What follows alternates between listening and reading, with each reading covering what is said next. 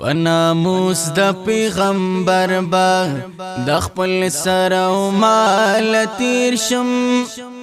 کمی سر جدا لتنا شي یا د ټولې دنیا هیر شم یا د ټولې دنیا هیر شم. الحمد لله وحده لا شريك له والصلاة والسلام على من لا نبي بعده. أما بعد فأعوذ بالله من الشيطان الرجيم. بسم الله الرحمن الرحيم. وإذ ابتلى إبراهيم ربه بكلمات فأتمهن وقال الله تعالى ما كان إبراهيم يهوديا ولا نصرانيا ولكن كان حنيفا مسلما. وقال رسول الله صلى الله عليه وسلم ما عمل ابن آدم يوم النحر أحب إلى الله من إهراق الدم. وقال أصحاب رسول الله صلى الله عليه وسلم يا رسول الله ما هذه الأضاحي؟ قال سنة أبيكم إبراهيم عليه السلام. قالوا فما لنا فيها يا رسول الله؟ قال بكل شعرة حسنة. قالوا فالصوف يا رسول الله؟ قال بكل شعرة من الصوف حسنة. صدق الله العظيم وصدق رسوله النبي الكريم. اللهم صل على محمد وعلى آل محمد كما صليت على إبراهيم وعلى آل إبراهيم إنك حميد مجيد. اللهم بارك على محمد وعلى آل محمد كما باركت على إبراهيم وعلى آل إبراهيم إنك حميد مجيد. زما عزتمند مشرانو دا دعا آیاتونه مبارکه او دو حدیثونه مبارک ما ستاسو خدمت کې تلاوت کړل. الله تبارک و تعالی هر انسان باندې د هغه د ایمان په اندازې سره امتحان راولي او دا علما فرمایي امتحان بقدر ایمان وي چې څومره د انسان ایمان درجه وي نو په هغه درجه کې دغه امتحان وي. یو انسان پرایمری لیول کې سبق وي داغه تعلیم د پرایمری والا دی نو دانشي کې دی چې داغه نه د امتحان د اف او د لسم څوک واخلي. یو انسان د بی او د اف لیول والا تعلیم کوي نو داغه نه به د بی او د اف لیول والا امتحان اغشتل کیږي. نو امتحان دا بقدر ایمان وي. دغه شان د دنیا کې دا یو مثال تاسو ته ما درک. الله تبارک وتعالى په دې ټولو مخلوقاتو کې بهترین مخلوق دا انسان پیدا کړی دی. ولقد کرمنا بني آدم. الله فرمایي مونږه ټول د آدم علیه السلام اولاد ته عزت ورکړی دی. دا ټول مخلوقاتو کې مونږه اشرف المخلوقات پیدا کړي او په دې ټولو انسانانو کې الله تبارک وتعالی عزت د ایمان والو ته ورکړی. یو مسلمان د ټولو کافرانو په مقابله کې دا الله په نظر کې اگر کا عمل په اعتبار سره هر څومره خراب دی دا مسلمان د الله په نظر کې د ټولې دنیا د کافرانو نه بهتر دی. دا غینه اوچته مرتبه په دې ټولو مؤمنانو نه ټول ایمان والو نه الله تبارک وتعالی هغه انسان ته ورکړی چې کوم د علم والوي علماء کرام دي. الله تبارک وتعالی علماء ته په ایمان والو کې اوچته مرتبه ورکړی ده. بیا علماء نه بڑھکر الله د انبیاء صحابه کرامو ته مرتبه ورکړی ده. صحابه کرامو مرتبه هغه د علماء کرامو نه د ټولې دنیا د نیکانو خلکو نه د قطب او ابدالو نه د بزرګانو نه د پیرانو نه شیخانو نه د دې ټولو نه اوچته ده. د هغې نه بڑھکر الله تبارک وتعالی مرتبه د انبیاء کرامو خیره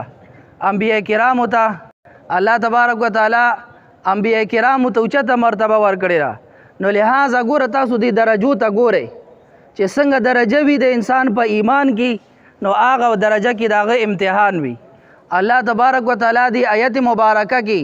پر ابراهیم علیه السلام باندې د امتحان ذکر کوي. وَإِذِ ابْتَلَى إِبْرَاهِيمَ رَبُّهُ بِكَلِمَاتٍ فَأَتَمَّهُنَّ. الله تبارک وتعالی امتحان اخلي د چانه اخلي د ابراهیم علیه السلام نه اخلي. نو لہذا چې څومره د انسان ایمان کې مرتبه وي هغه مره دغه مضبوط امتحان وي په هغه درجه کې دغه امتحان وي. نو ابراهیم علیه السلام خو هغه شخصیت دی چې هغه جد الانبیاء دی، د ټولو پیغمبرانو نیکه دی. ابراهیم علیه السلام خو هغه شخصیت دی چې یهود هم وایي چې ابراهیم علیه السلام مونږ منو، عیسیان هم وایي چې ابراهیم علیه السلام مونږ منو، مشرکان هم ابراهیم علیه السلام مونږ منو. الله تبارک وتعالی فرمای ما کان ابراهیم یهودیه، ابراهیم علیه السلام یهودی نه دی ولا نصرانیه.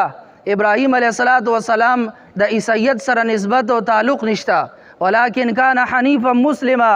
ابراهیم علیه السلام د باطلو ادیانو نه حق دین طرف ته چې حنیف او مایل او حق دین طرف ته. وما کان من المشرکین، ابراهیم علیه السلام د مشرکینو نم نو. نو د ابراهیم علیه السلام نسبت زیات د چا سره دی؟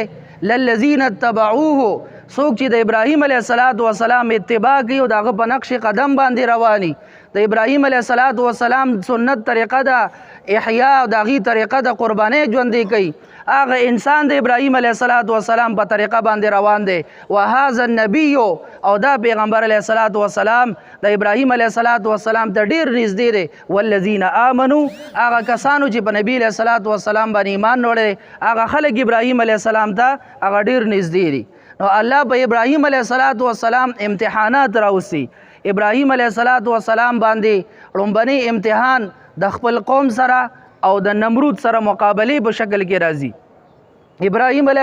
السلام لومبنی ابتدا د بوتانو د توړ نه اخلي. ابراهیم علیه السلام شروع د شرک د نفي نه کوي. ابراهیم علیه السلام شروع د عقیدې د اصلاح نه کوي. ابراهیم علیه السلام قوم ته بوتانو ته راځي او بوتانو ته وایي ما لکم لا تنطقون، تاسو له څه شوي تاسو خبرې نه کوئ. او ابراهیم علیه السلام بوتان وهي،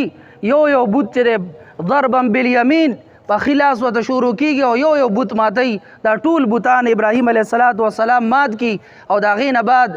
دا قوم خبريږي او قوم چې بیا نمرود راځي او د نمرود سره مقابله راځي. نمرود تم ابراهیم علیه السلام چې کله د مقابله راشي، ابراهیم علیه السلام ورته فرمایي زما رب هغه ذات دی یحیی و یمید، هغه ژوندي کول کوي او مړه کول کوي. الله تبارک وتعالی د ابراهیم علیه السلام هغه کم صلاحیتونه قرآن کې هغه ذکر کړي، څومره ښایسته انداز کې هغه دلیل ورکوي. خو نمرود چې هغه د عقل نه خلاص دی، نمرود هغه دلیل باندې نه پیږي، هغه وایي مړه کول زم کومه، ژوندي کول زم کومه.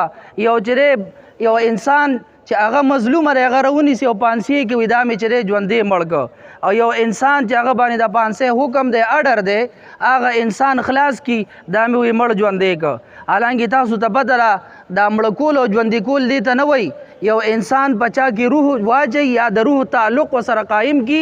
دې ته ویلی کېږي ژوندي کول. یا یو انسان د چا نه روح وباسي او یا د روح تعلق ورسره کټ کی دې ته ویلی کېږي مړه کول. دا څوک کولی شي؟ دا صرف او صرف یو الله کولی شي، دا بل څوک نشي کولی. ابراهیم علیه السلام ورته بیا فرمایي د دلیل رخ او انداز ورته بدلی او هغه ورته فرمایي فإن الله یأتی بالشمس من المشرق، الله نور چې د مشرق نه راخیجي او ته ځان ته رب وي او خدای وي، نو فأتی بها من المغرب، ته د مغرب نه راخیجوه زه به ستا خدایي ومنم چې ته خدای او ته رب یې. او فبهت الذي کفر، په دغه ځای کې نمرود غلی پاتې شو او نمرود هغه په دغه ځای کې د حق په مقابله کې خاموش شو، هغه سره د حق د مقابلې نور څه نو. نو چې پوه شو چې د حق د مقابلې ما سره نور څه نشته، دلایل نشته، چې کله باطل د حق سره مقابله کې په دلایلو په دنیا کې هغه کمزور شي او بې بنیاد شي، نو بیا هغه چې وروسته په ظلم باندې شروع کیږي. نو دغه رنګې هغه اور تیار کو او په هغه اور کې ابراهیم علیه السلام باندې عظیم امتحان بل دا راځي چې هغه په دغه اور کې ورچولی کیږي. او ابراهیم علیه السلام د پاره الله تبارک وتعالی هغه اورم ګلزار ګرځي. الله دغه اور ته فرمایي یا نار کونی بردا وسلاما علی ابراهیم، ای اوره یخشه او داسې یخ هم نه چې ابراهیم علیه السلام ته د برد د یخوالي د وجې چې د تکلیف ورکړي وسلاما سلامتیا والا جوړ شه علی ابراهیم، په ابراهیم علیه السلام باندې. نو الله تبارک وتعالی دا دویم عظیم امتحان په ابراهیم علیه السلام باندې راوست. دریم امتحان په ابراهیم علیه السلام دا راځي چې د خپل والد سره د خپل پلار سره د هغه مقابله راځي او بلار ته یا ابتی لم تعبدو ما لا يسمع ولا يبصر ولا يغني عنك شيئا یا ابتی لا تعبد الشیطان اے بابا جان شیطان عبادت ولی کی اے بابا جان ما پس راځه زه د علم په یو لار باندې د نبوت په یو لار باندې روان یم اهدک صراطا سویا زبتا ته یو سیده لار خیمه په سمه لار باندې به روان کما نو هغه پلار ورته سوی چې کله پلار د غلطی عقیدې والی د مشرک ذهن والی مشرکانه نظریه والی نو داغه طرز د خبرو به جدا وي خو چې کله د ابراهیم علیه السلام رنګي بچی وي او هغه د نبوت په سلسله او د نبوت په منصب باندې هغه فایز وي نو داغه طرز کلام به جدا وي ابراهیم علیه السلام ورته یا ابتی ای پلاره سره د دې چې مشرک دی د پلار ادب او عزت او احترام کوي او زه اکثر د خپل حضراتو ته وایم چې که مشرک هم دی نو د خپل پلار به عزت کوي احترام به کوي خیال به ساتي د هغه ادب به کوي نو او پلار ورته سوی یا ابراهیم اے ابراهیم داسې ورته نه وایي چې اے بچیا اے ابراهیم لئن لم تنتهي لارجمنک واهجرني ملیا زمانه لرې لاړ شه ګوره وبدلم په کاڼو به دې سنګسار کما ابراهیم علیه السلام مقابله د خپل پلار سره راځي او هغه بیا هجرت کوي شام طرف ته دا د ابراهیم علیه السلام عظیم امتحان بیا په ابراهیم علیه السلام سلورم امتحان راځي چې الله تبارک وتعالى د هاجری بیبي د بطن نه د هاجری بیبي نه وته الله بچي ورګي د اسماعیل علیه السلام بشان نو الله تبارک وتعالى وته حکم کوي چې دا اولاد د خپل یو میدان کې پرېدا او الله ته سوال کوي ربنا انی اسکنت من ذریتی بواد غیر ذی زرع الله دا ما خپل اولاد چې یو داسې ځای کې پرېښود چې هغه یو وادي ده یو میدان دی غیر ذی زرع پټې نه دی دې کې څه د کروندې زمیندارۍ څه شته نو الله ته دعا کوي نو دا یو لوی امتحان شو په ابراهیم علیه السلام او دا غینه بڑکر په ابراهیم علیه السلام د امتحان دی چې اسماعیل علیه السلام چې کله د ګرځېدو شو الله تبارک وتعالى په اتم ذی الحجه خوب وتخی بیا په نهم ذی الحجه بیا خوب راځي او په لسم ذی الحجه باندې بیا خوب راځي دریش په مسلسل ابراهیم علیه السلام ته خوب راځي چې زه خوب کې وینم چې د خپل بچی جره انی اذبحک زتا ذبح کوما الله تبارک وتعالى ابراهیم علیه السلام او دی زوی اسماعیل علیه السلام ته څومره صلاحیت ورکړي څومره د صبر جذبه ورکړي دا اسماعیل علیه السلام هغه ته چې کله د ابراهیم علیه السلام وای یا بنی انی ارا فی المنام انی اذبحک ما ته خوب کې لیدلې چې یاره زه تا ذبح کومه داسې نه دي فرمایلی انی ذبحتک علما کرام اکثر دا بعض حضرات اشکال کوي خو یاره دلته کې خوب لیدلې چې زه تا ذبح کومه نو خوب خو پورا نه شو او د پیغمبر خوب خو رښتیا وي دا خو دروغ نه وي نو لہذا دا خو د پیغمبر خوب دروغ شو نه دا د قرآن کریم الفاظ په هغې باندې غور چې وکړي نو الله فرمای انی اذبحک تا باندې ما چاړې خیره او ذبح کومې داسې نه چې ذبحتو که ته مې ذبح کړې انی اذبحک زه تاسو ذبح کومه الله تبارک وتعالی د ابراهیم علیه السلام ته دغه وحی چې دی د خوب په ذریعه سره کوي په دې وجه علما فرمای د پیغمبر خوب دا وحی ده ځکه چې وحی د پیغمبر په زړه باندې راځي او پیغمبر چې کله آرام فرماشي او ودشي نو هغه وخت کې د پیغمبر زړه بیدار وي عنایت نامان ولا ینام قلبی نبی علیہ الصلوۃ والسلام فرمای زما سترګې خو جره ودری خو زړه می بیدار دی ځکه چې زړه دا د وحی مرکز دی د پیغمبر په زړه باندې وحی راځي فانه نزله علی قلبک الله دا وحی ستا په زړه باندې نازله کړی دا نو الله تبارک وتعالى با خوب چې دریش په هغه تخی چې زه د خپل زوی ذبح کوم بیا خپل زوی سره مشوره کوي یا بنی انی ارا فی المنام انی اذبحک فانظر ماذا ترى تاسو مشوره ده هغه ته فرمای یا ابت فعل ما تؤمر تاسو ته چې حکم شوی دی نو په دې وجه باندې د ما تؤمر حکم خو نه دی شوی خوب لیدلې دی علما فرمای د دینم دا ثابتېږي چې خوب ته هغې حکم ووایه لہذا خوب د پیغمبر دا د الله وحی ده د الله را طرفه یو پیغام دی نو د پیغمبر خوب هم وحی ده ما تؤمر څه چې حکم شوی دی تاسو کوئ ابراهیم علیه السلام خپل زوی تیاری ذبح کولو دپاره ټول اسباب د ذبح تیاری او بیا د هغې نه بعد اسماعیل علیه السلام ورته انشاء الله وایي یو زموږ ستاسو انشاء الله را مونږ انشاء الله وایو نو زموږ د ان شاء الله نه مطلب دی چې دا کار به نه کوم او یو قرآنی ان شاء الله را چې ته اسباب برابر کا تیار کا ځان د پاره او بیا ان شاء الله ویا چې زبا دا کار کوم ان شاء الله ستجدنی ان شاء الله من الصابرین زبا صبرناکو کې زم بم پکې ما زم په صبرناکو کې تکبر نه کوي چې رسول ډیر صبر کوون کې ما زب صبرناکو کې ما نور خلقم صبر کوي زبم ور سره پکې ما الله تبارک وتعالى داغه په بدل کې وفدیناه بذبح عظیم داغه په بدل کې د جنت نجره ګډ راولي ابراهیم علیه السلام التا جبرائیل علیه السلام اوري او ګوري چې دلته کې ابراهیم علیه السلام چاړې خیرا هغه زینا وی الله اکبر الله اکبر دې زینا چې اسماعیل علیه السلام وګوري خوشاله نه وی لا اله الا الله والله اکبر ابراهیم علیه السلام هغه چې ګوري چې د الله تر طرفه د دې په مقابل کې په بدله کې جنتی ګډ را روان دي ابراهیم علیه السلام د خوشاله نه وی الله اکبر ولله الحمد په دې وجبانی موږ تاسو تکبیرات تشریق ویو د ارمز نه بعد الله اکبر لا اله الا الله والله اکبر ولله الحمد ابراهیم علیه السلام د اغي زوی اسماعیل علیه السلام الله دغه په بدل کې جنتی ګډ راوستو نو علما کرام فرمای چې په دې کې دا نقطه ده چې الله تبارک وتعالى د دنیا ګډ را نه وست د جنت نه راوست صحیح ده ملمانه چې کوم راضي مرګري زې ولا ورکوي ښا زې ولا ورکوي داس الله تبارک وتعالى د جنت نه ګډ راوستو نو علما په دې کې نقطه ذکر کوي چې اسماعیل علیه السلام دغه بدن مبارک دا د دنیا د خور نه وي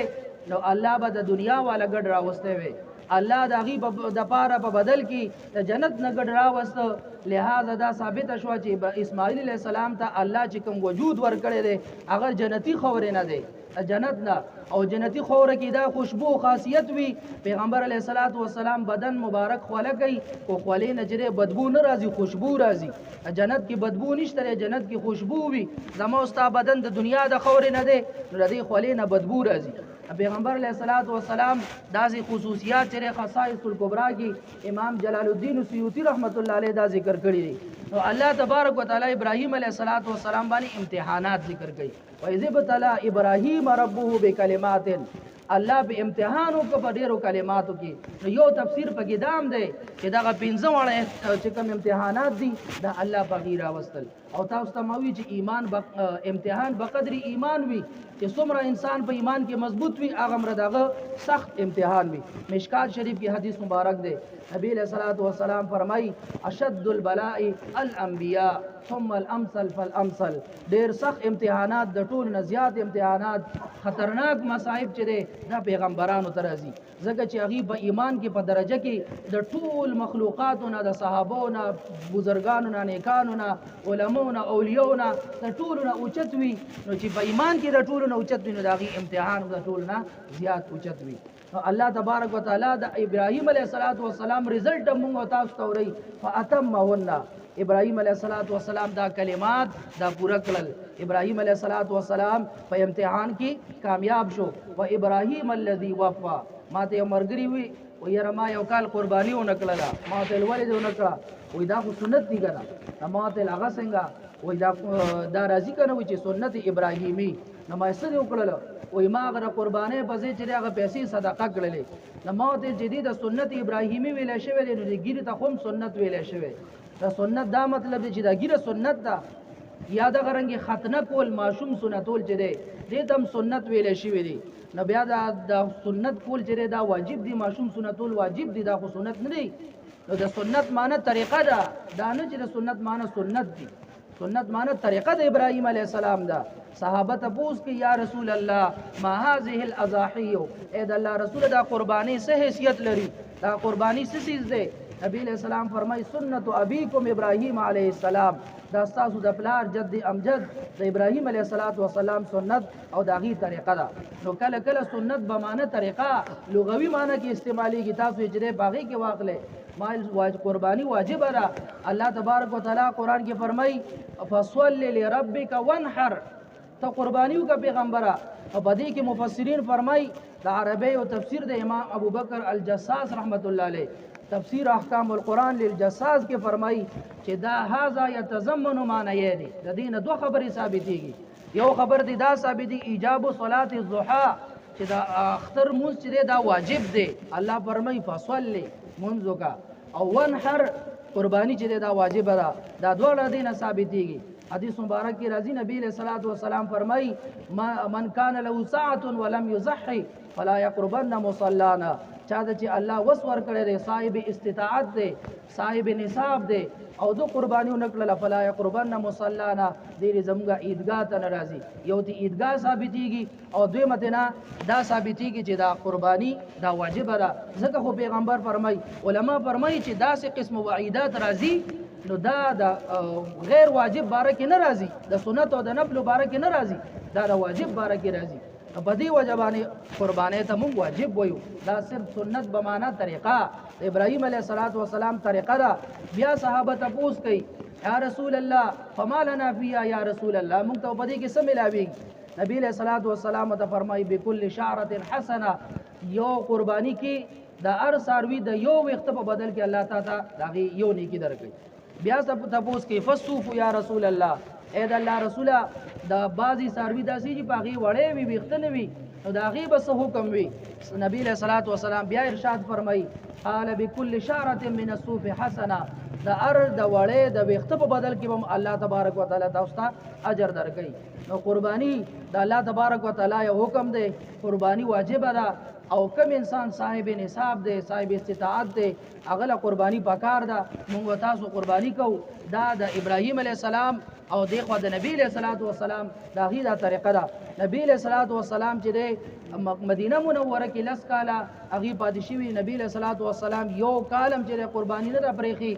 علما د دینم دلیل نسی استدلال کوي چې قربانی واجب رزق خو پیغمبر په یو کالم قربانی نه د پرېخي الله دې زموږ استاد د ټولو قربانیانې په خپل دربار عالیه کې قبول او منظور کړي مشرانو په حکم باندې می دا یو څو خبرې وکړي کني زموږ استادان حضرات تشریف فرما دي زه دا غي دوران دي خبرې به ادبي ګڼم او دا غي چې کوم سبق مونږ ته خودلې دا غي دوران دي د خپل سبق هم ورته وورو دې کې زموږ څه غلطي وي ان شاء الله غي به زموږ اصلاح کوي الله تبارک وتعالى دا مشران زموږ قائم او دائم لري خصوصا استاد محترم حضرت مولانا مفتی فتح الامین صاحب دا نور علما چې غي دا اهتمام کو دا مهنت کو دا تیاریو کو او تاسو ته الله تبارک وتعالى ډیر اجر درکړي چې تاسو د سنت د احیا بنیاد باندې ټول خپل قرباني ورک خپل زینم پر خودل او د عیدګاه دې تراله الله تاسو ټول ډیر اجر او خیر درکړي واخر نو الله تبارک وتعالى